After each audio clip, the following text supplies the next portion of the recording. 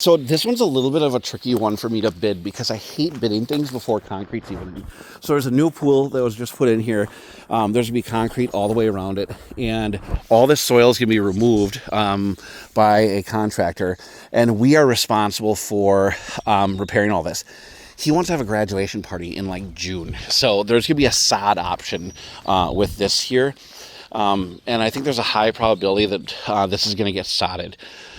One of the things that we're going to propose separately, so there's going to be a deck here, and then there's going to be concrete that comes all the way to the house here. He's got a downspout and a sump pump line that comes out right here, and right now they're just coming out just right in here. One of the things I explained to him is, boy, it'd be nice to get that sump pump line and that downspout buried in with PVC underneath where the deck's going to be and underneath where the concrete's going to be, and tied into this. Prior to all this getting done, because I told him I think he's really going to regret that hasn't done, and now he's unable to do that.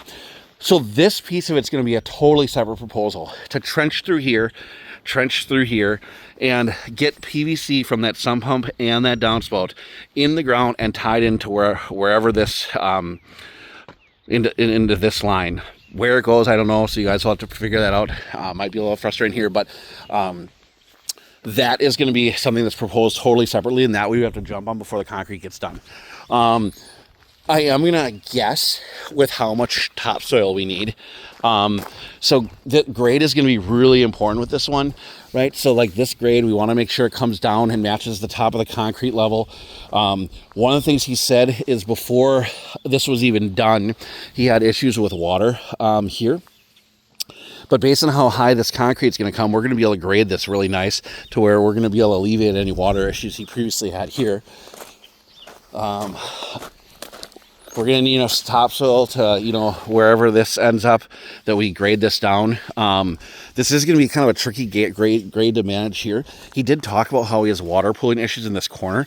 I told him that he's going to continue to have water pooling issues in that corner, because if you look at that, it kind of goes up to the fence, and that's an obvious low area. So this we're going to grade right, but we're under the understanding that he's going to continue to have water pooling issues here. Everywhere where these piles are is obviously going to need to be repaired, and then graded, and then probably sod, but look at and see if it's a sod or seed option. And then everything here all the way out is going to have to be fixed.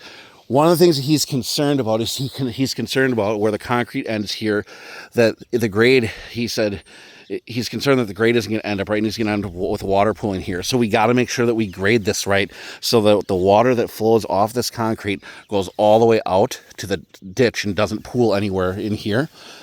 So there will be some detailed grading here. And then just a note to myself, he wants a number for mowing, lawn applications, rolling, and aeration. So, yeah.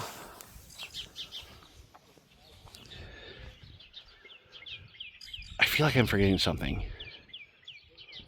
but I don't think I am.